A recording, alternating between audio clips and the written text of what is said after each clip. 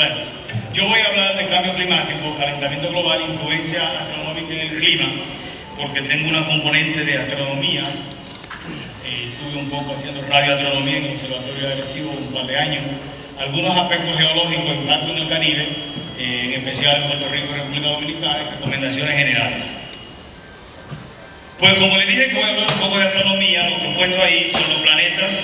Los primeros 4 planetas que tenemos ahí tienen una característica muy importante, y es que esos 4 planetas son planetas que le llamamos térreos, es decir, que son planetas que esos 4 primeros planetas, no sé si lo logran ver de allá, pues esos primeros 4 planetas tienen características muy similares. ¿Y por qué voy a hablar de esos planetas cuando estamos hablando del cambio climático? Bueno, porque yo quisiera quitar un poco la duda, si es posible, de que la gente, hay grupos que todavía siguen diciendo que no hay cambio climático o calentamiento global, lo cual yo voy a diferenciar a lo largo de mi conferencia. Y voy a hablar de ese aspecto porque esos 4 planetas son muy parecidos.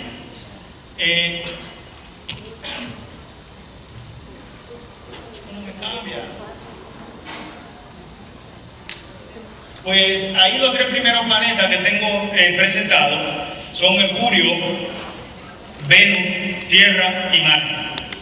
Esos 4 planetas también se le llaman planetas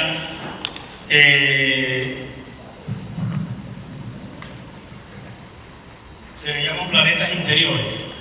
Tienen una peculiaridad y es la siguiente. Si ustedes observan en la pantalla, van a ver que el primer planeta que nosotros tenemos ahí es el planeta Marte. En el caso del planeta Marte, ese planeta tiene una capa muy delgada de atmósfera y sin embargo la cantidad de dióxido de carbono que tiene es muy poco. ¿Por qué menciono el dióxido de carbono? Lo voy a ir mencionando a lo largo de mi conferencia porque es uno de los gases de efecto invernadero que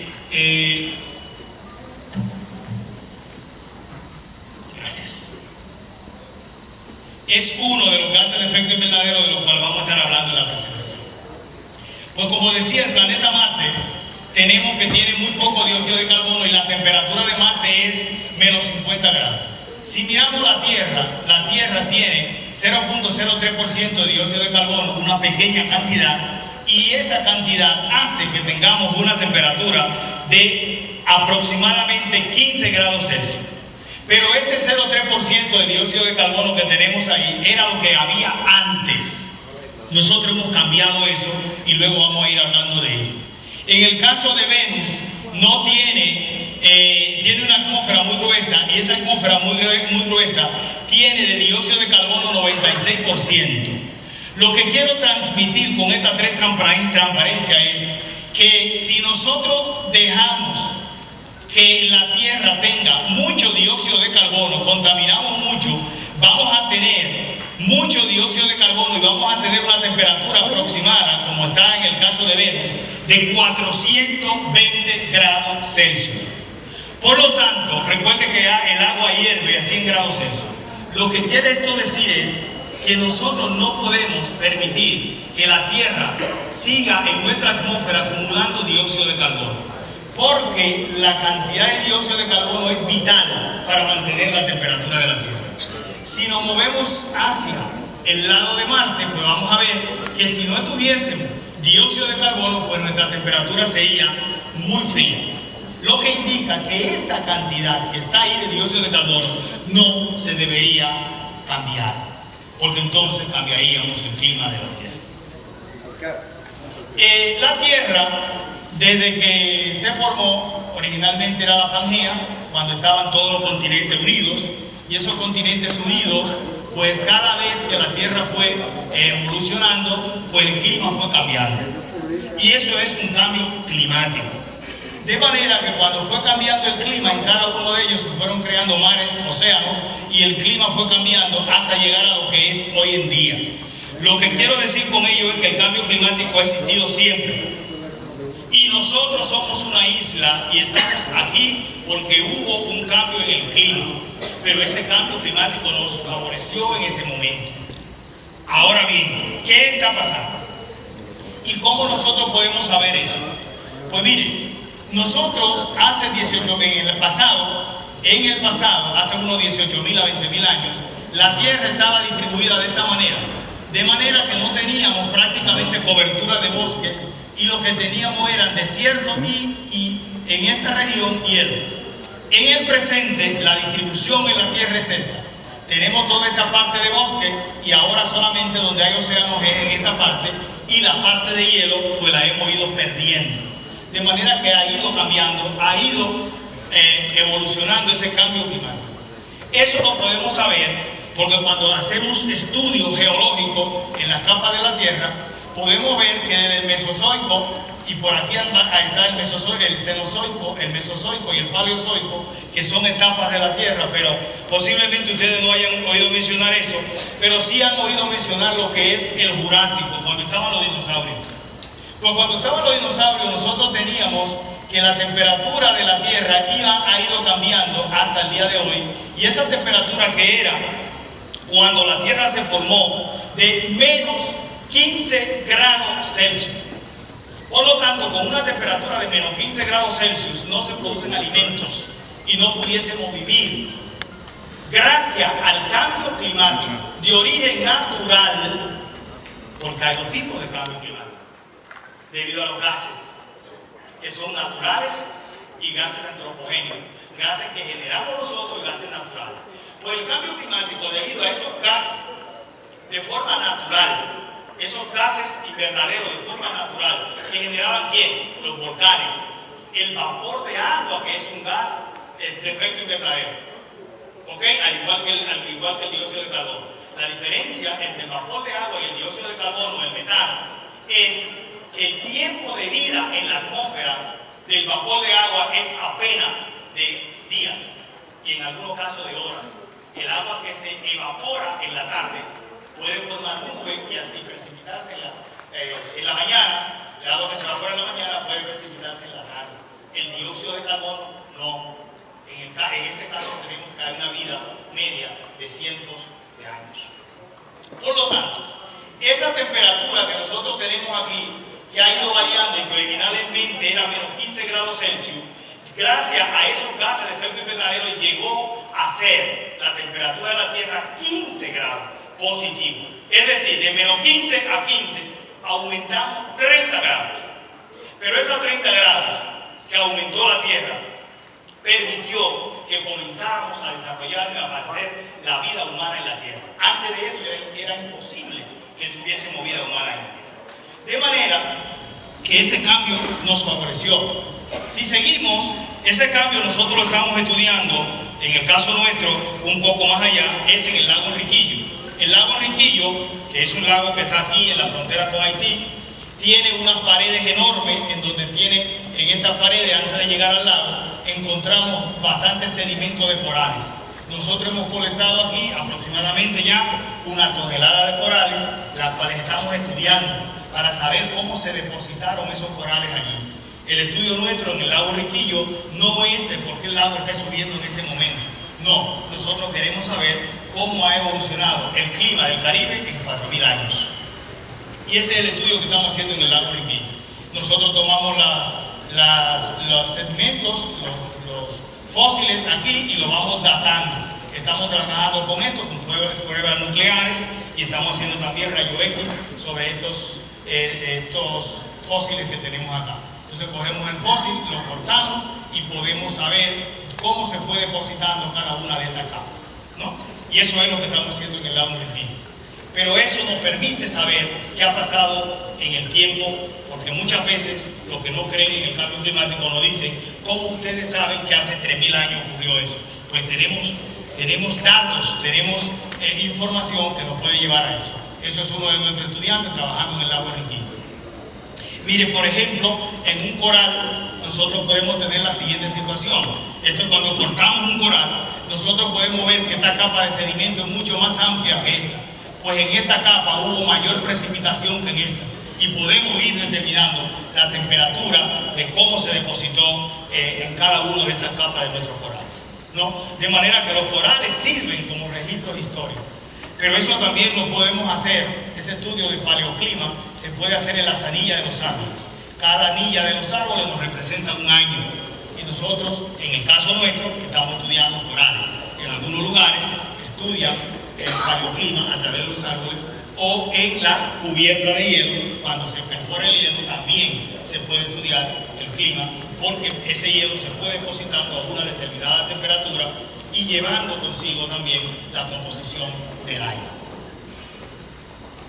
En anillas de árboles también se pueden hacer así, se pueden ver anillas mucho más amplias. Las anillas mucho más amplias, pues hubo una época húmeda y aquí hubo época de sequía, de manera que podemos reconstruir el clima del pasado. Una reconstrucción del clima del pasado nos daría un gráfico como este. En el lugar que se hizo, la temperatura, la variación de temperatura estaba siempre por debajo de la media, hasta llegar a esta etapa que estamos aquí, alrededor de 1950, cuando comenzamos a usar los combustibles fósiles, en especial el petróleo. En la atmósfera, la radiación solar, cuando llega a la atmósfera, penetra a la atmósfera y calienta mayormente esta franja. Debemos saber que la atmósfera, básicamente la parte de la atmósfera que nosotros vivimos, se llama troposfera.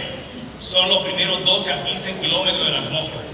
En esos 12 a 15 kilómetros de la atmósfera, cuando nosotros subimos, la temperatura disminuye con la altura. Ok, sé que mucha gente piensa que al acercarnos al astro rey, pues la temperatura va a aumentar. No, en la troposfera es al revés. Por esa razón, si nosotros acá nos vamos a Constanza es más fresco que acá donde estamos, porque Constanza está más alto. Hay una disminución de la temperatura con la altura.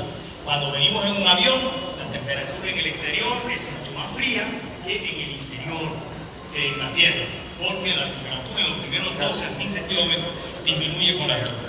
En el caso del trópico, nosotros vamos a tener que la radiación solar se concentra mayormente aquí en la región tropical, que es en el trópico de Cáncer, el trópico de Capricornio.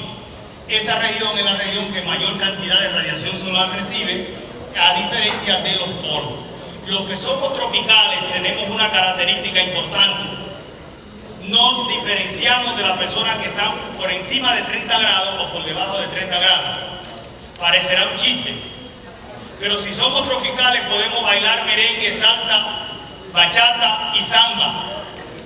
Si usted no es tropical, al amigo argentino le será muy imposible casi bailar, mover la cadera. Para mover la cadera hay que nacer en el trópico. E incluso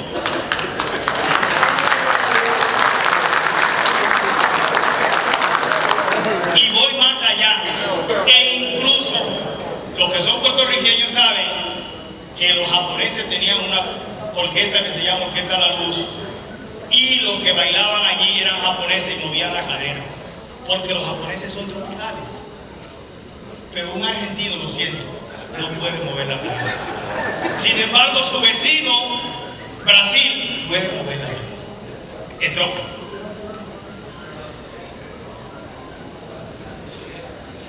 El sol, la radiación solar solamente llega perpendicularmente al trópico de Cáncer y al trópico de Capricornio. Fuera de ahí, de esa región, el sol no llega de forma perpendicular, ¿no? De manera que esta es la región que mayor cantidad de energía acumula. Eso determina varias cosas. La región en donde la luz solar llega de forma perpendicular va a tener bosques. Nosotros, Panamá, Puerto Rico, todo el trópico tendrá bosque.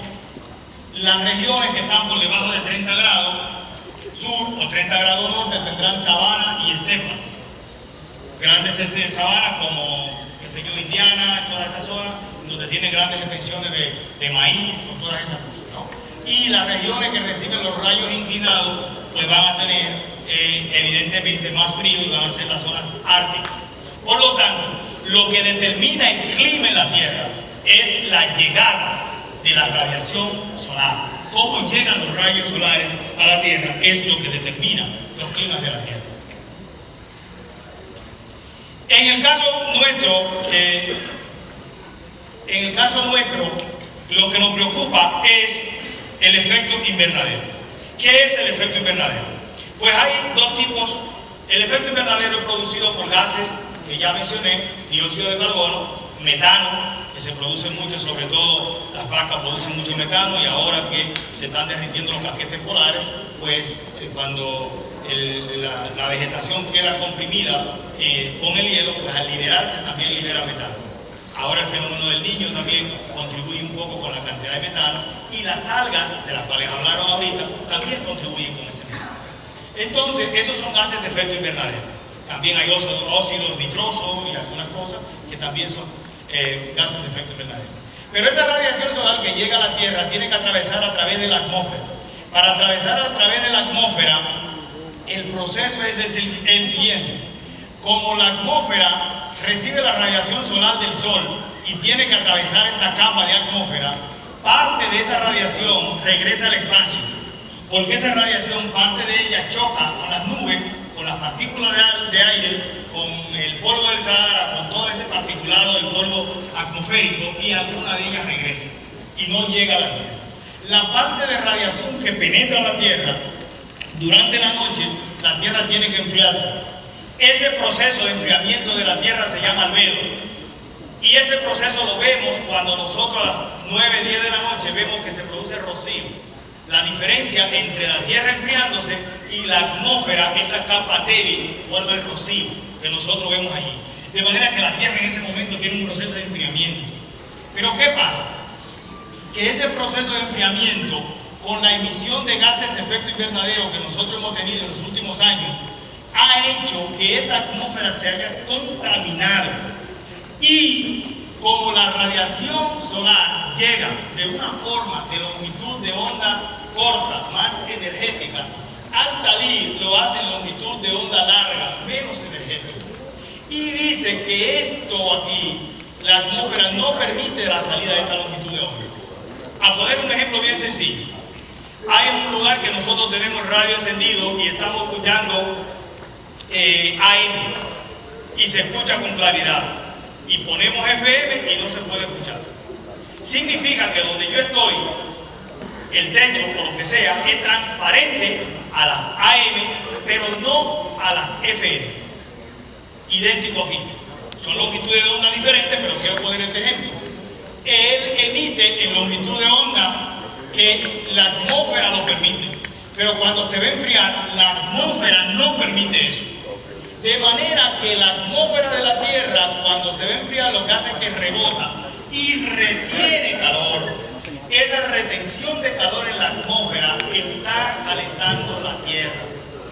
Y por esa razón, si la temperatura de un día es, acá en Santo Domingo, 28 grados Celsius, pues la sensación de calor va a ser de 32, 4 o 5 grados por encima. En el caso de Puerto Rico, que la temperatura está en grados Fahrenheit, cuando la temperatura nos dice que es 90 grados, la sensación de calor es de 100. De manera que la sensación de calor es mayor. ¿Por qué? Porque la atmósfera está reteniendo calor. Por lo tanto, lo que está calentando el planeta no es la cantidad de radiación que el Sol emite, no, es la que la Tierra deja de emitir a la atmósfera, la que la Tierra retiene. Y eso se debe a la emisión de contaminantes de tipos SO2, metano y, como ya le dije, algunos sulfatos y nitratos. Esos gases de efecto invernadero están aquí, ya lo he mencionado, algunos de ellos, como los fluorocarbonos, que son los que hicieron el agujero de la capa de ozono, básicamente gracias a políticas internacionales, sobre todo el protocolo de Montreal, la capa de ozono ha mejorado en los últimos años. Lo que quiere decir que si nosotros tomamos políticas coherentes, y ustedes, que son los políticos, se toman políticas coherentes, se pueden mejorar algunos de los impactos que nosotros podemos tener a futuro. Y el mejor ejemplo es el Acuerdo de Montreal, donde la capa de ozono se ha comenzado a restaurar bastante, después de dejar de emitir contaminantes, los CFC, que son generados mayormente por los acondicionadores de aire, la laca del pelo que usaban las chicas y demás cosas que generaban grandes cantidades de sulfatos, de CFC. Cuando nosotros tenemos dióxido de carbono en la atmósfera, lo que pasa es esto. Miren, Cuando yo tengo una Coca-Cola, hay anuncio gratis. Si la Coca-Cola la muevo y está caliente, cuando la abro, ¿qué pasa? Si la Coca-Cola está fría, yo la abro y no hace eso. Pues si el dióxido de carbono nosotros tenemos la temperatura muy alta, pues hará esto. Si la temperatura es fría, hace esto. Y ese es el impacto que tenemos con el dióxido de carbono. De manera que no podemos seguir calentando el planeta porque el impacto y el efecto va a ser totalmente mayor si nosotros seguimos con esto. Hasta ahora hemos trabajado así. Nosotros hemos emitido todos estos contaminantes. Seguimos emitiendo contaminantes. De hecho, acá hay grandes contaminantes, sobre todo basura. Hoy en día tenemos, de hecho hoy creo que hay un incendio en San Cristóbal, que tiene varios días que no pueden apagar, porque hay grandes incendios, sobre todo por la cantidad de contaminantes que se liberan aquí, que son en su mayoría metales. Los hombres, cuando nos proponemos algo, lo hacemos. Hasta ahora, cuando vamos a la playa, si va una gaviota, esta es la huella que deja. Si va un caballo, esta es la huella. Y lamentablemente nosotros dejamos esto en la playa. Sí. Ellos lo hacen mejor que nosotros. ¿No? El dióxido de carbono ha ido subiendo y hoy en día estamos a 400 partes por millón. Se supone que de 360 partes por millón ya los daños iban a ser irreversibles. Estamos en 400 partes por millón. Es decir, estamos emitiendo demasiados contaminantes a la atmósfera. Esos contaminantes a la atmósfera ya nosotros hemos superado la tasa y estamos aquí. Acá hay un crecimiento del dióxido de carbono y un aumento de la temperatura. Eso ha ocasionado que si yo observo la variación de temperatura, puedo ver que esto es variación, cómo cambia la temperatura. Digamos en Santo Domingo. Si comparo en Santo Domingo, voy a tener que, comparado con la media, los valores estaban siempre por debajo de la media. Pero era hasta llegar a 1980. Porque a partir de 1980-90 la temperatura comenzó a aumentar de manera alarmante. Ese aumento de temperatura de forma alarmante en cualquier parte del planeta, ya sea en el norte, en el sur o en el trópico, es lo que se llama calentamiento global. De manera que el calentamiento global que tenemos aquí es diferente al cambio climático. El cambio climático ha existido siempre y va a existir siempre. No importa lo que nosotros hagamos. Hay un movimiento de la Tierra que se llama movimiento de precesión, que es el movimiento del eje de la Tierra, que cada 26.000 años va a cambiar el clima de la Tierra, independientemente de lo que hagamos. Ahora, ¿cuál es el problema que tenemos? Que cuando nosotros emitimos muchos gases de efecto invernadero y provocamos el calentamiento global hará que esos cambios en el clima, que se supone tardasen menos tiempo, más tiempo, van a tardar menos tiempo. Es decir, que nosotros, los cambios geológicos que yo le había mostrado ahorita, que tardaban muchos años, porque como la temperatura de la Tierra, que le dije al inicio, había aumentado 15 grados debido a los efectos naturales, desde que llegó el hombre a la Tierra, la temperatura había aumentado 3 grados. Estamos hablando de 4.000 años, 3 grados. 4.000 millones de años, 3 grados. Sin embargo, en los últimos 50 años hemos aumentado casi 1 grado. Y ese casi 1 grado es esto que tenemos aquí, este calentamiento global que está aquí. Y eso lo que está haciendo es que el cambio climático, que puede durar miles de años, no va a durar miles de años, va a durar pocos años. Y ya lo estamos viendo en la costa. Y se lo voy a mostrar dentro de un rato. De manera que si el movimiento de precesión del eje de la Tierra, que tarda 26.000 años, va a causar un cambio, son 26.000 años. Nosotros no lo estamos causando en 26.000, lo estamos causando en décadas. Y esa década la vamos a seguir viendo. Yo sé que cuando hacemos pronósticos y decimos que el cambio va a ser en el 2050, hay personas que son tales que dicen, pues en el 2050 yo no voy a estar, yo no voy a vivir. Pues te voy a informar algo.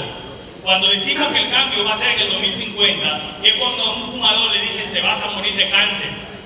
Si te vas a morir de cáncer en el 2050, pues no pasa nada. Lo que pasa es que antes de llegar al 2050 vas a tener enfisema pulmonar, vas a andar con un tanque que no puedes respirar y te vas a morir en el 2050.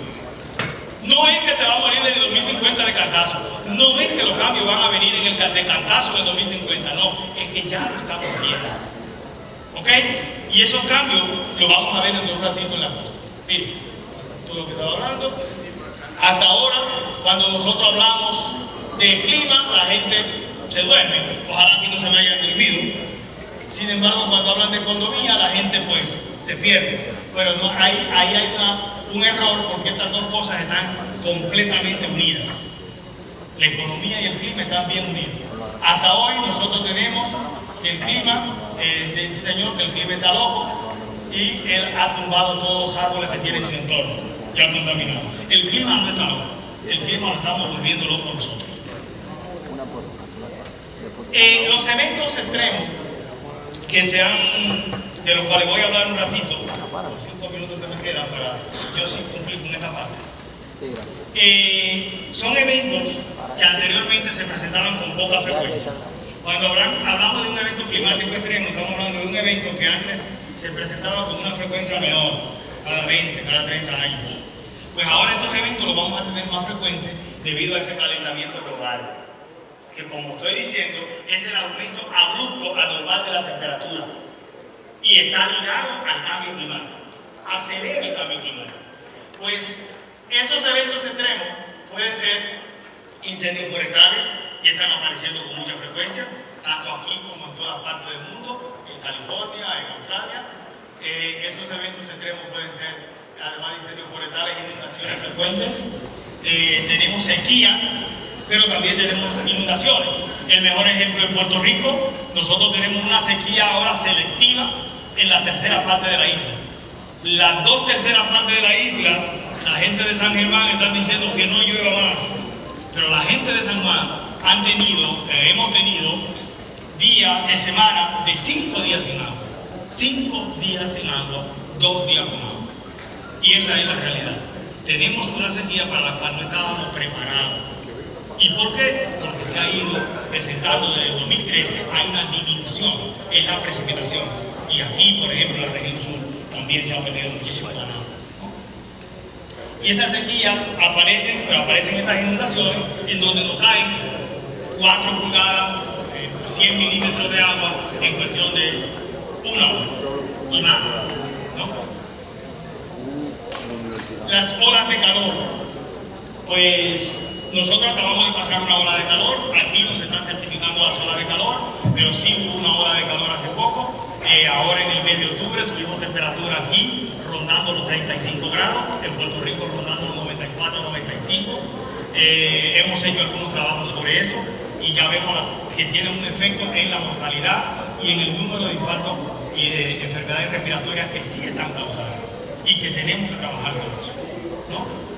Además de las olas de calor, las olas de frío, curiosamente, cuando oímos gente que dice, y lo vamos a oír ahora en invierno, que cuando comience a nevar en Estados Unidos, dicen, pues si no hay cambio climático, mire cómo neva. Pues les voy a informar algo. Las nevadas son producidas por el cambio climático, porque la nieve se produce porque hay agua, y el agua se evapora de esta manera. Cuando nosotros tenemos aquí en el trópico, que es donde recibimos mayor radiación solar, aquí es que se generan el 80-90% de las nubes del planeta.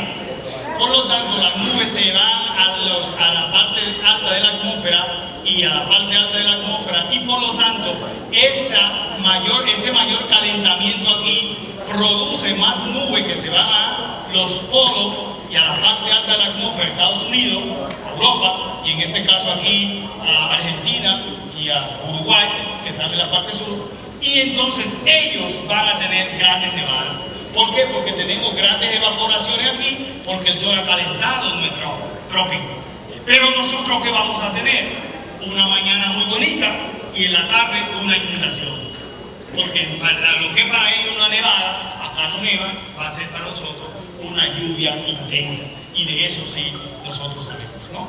Entonces esa lluvia se forma, como le estoy diciendo, el agua viene de aquí, se evapora, la nube va acá arriba, se enfría y forma nevada en toda esta región y forma nevada en toda esta región. Y nosotros vamos a tener lluvias intensas. Las nevadas pues en Estados Unidos se producen de esta manera. Ya he hablado un poquitito de la sequía que nosotros tenemos. Estos, por ejemplo, son algunos lugares en donde estas son iglesias que están completamente bajo el agua cuando el agua está en condiciones normales, y ahora la iglesia se está viendo en su totalidad. Lo que dicen que hemos perdido varios metros de agua, ¿no? Y esa es la situación que hemos tenido ahora mismo en Puerto Rico. Nos vamos a impactar en cuanto a los corales en las playas, y nosotros que somos un polo turístico vamos a tener grandes impactos. Y esta gráfica, y los huracanes también, vamos a tener huracanes más intensos y más frecuentes. Ahora mismo México está siendo afectado por primera vez en 60 años por un huracán categoría 4 y que puede ser categoría 5.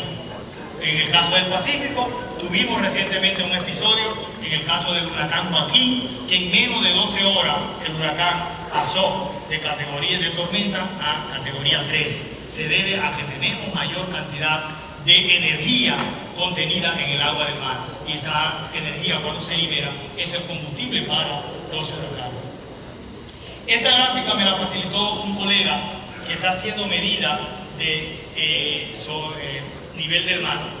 Esta gráfica, yo no sé si allá se puede apreciar los números, pero esta gráfica muestra que cuando estamos aquí, el nivel del mar para estos 2 últimos años ha subido, venía subiendo 3 milímetros.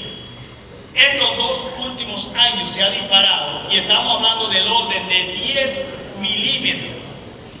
En unidades de milímetro, eso es lo que sube el mar de forma vertical. Eso hay que multiplicarlo por un factor de 100. Es decir, anualmente, si usted multiplica 10%, usted va a tener que es aproximadamente 1 metro anual que el mar se está adentrando a la tierra. Estamos perdiendo más de 1 metro de playa cada año. Eso es mucho. Eso es mucho, ¿no? Y estas son las pendientes, por ejemplo, en San Juan y en Lajas. A nosotros, por ejemplo, nos seguiría mucho la de Lajas porque es el punto que está más cercano aquí. El hombre hasta ahora había hecho esto. Los biólogos dicen que salimos acá de un elemento unicelular y que pasamos por aquí y que llegamos hasta aquí. Pero yo creo que realmente habíamos hecho esto. Llegamos aquí y entonces pues aquí nos devolvimos porque nos equivocamos, ¿no? Esto es Puerto Rico. El amigo de Rincón. Hay un alcalde de Rincón acá. Este es su pueblo. Esto es Puerto Rico, esto es Loíza. Esto es Rincón. Esto es Rincón. Esto es Rincón. Sigue siendo Rincón. Si ustedes creen que el nivel del mar no ha subido, pregúntele a ellos. No sabemos, él tiene aquí la curiosidad de que pronto la piscina va a ser parte del mar, y pues entonces no sabemos dónde se va a quedar él, ¿no? Esto es República Dominicana. Si se toman la molestia de caminar un poco, van a encontrar esto. Nuestro proyecto eso es lo que está buscando aquí. Por ejemplo, esto son viviendas que ya se han ido. Esto es allí donde le dicen el pulpo cojo. La región del pulpo cojo, bien cercano por allí, por Ocean Blue, ¿no? Esto es República Dominicana, esa es la parte de atrás de Ocean Blue. Ya ellos han echado aquí, esta playa, han traído arena no sé cuántas veces, todos los años tienen que traer arena. La arena que usted pisa ahí ya no es de ahí, la traen de algún lugar. Por lo tanto, todo eso hay que rellenarlo años tras años. Sigue siendo República Dominicana. Hay algo curioso en este islote. En este islote hay un señor que se monta ahí todos los días y pasa el día allí. A ver si lo puedo tener. Vamos un poco más adelante. Sigue siendo Bávaro en Punta Cana. Bávaro en Punta Cana. Todos los kioscos de acá, ya para usted entrar tiene, y ahí está marea baja. Cuando la marea sube, para usted entrar, tiene que entrar al mar para poder entrar al kiosco a comprar. De manera que pronto venderán el bote para entrar. Estos sigue siendo acá. Sigue siendo acá. Aquí tenemos las algas y el sargazos, los sargazos que hemos encontrado. Esto es Punta Cana, eso es Cap Cana, eso es Cap Cana. Miren cómo están los sargazos. Hemos encontrado en algunos lugares 1 metro y medio de sargazo. Esto es Punta Cana, en donde usted tiene que todo esto es sargazo, todo esto era sargazo, y los turistas pues obviamente tienen que irse porque la pestilencia de esto y los insectos son enormes. Por lo tanto, los daños son cuantiosos a la economía turística del país. Este es el señor que le decía ahorita que se quiere montar aquí con su guitarra y va a tratar de montarse en el islote. Se pasa su día en el islote, a lo mejor está ensayando y llegue a esto. Y señores, cuando vayan a hacer algún proyecto de clima, pues ustedes se contratan a un especialista. Gracias.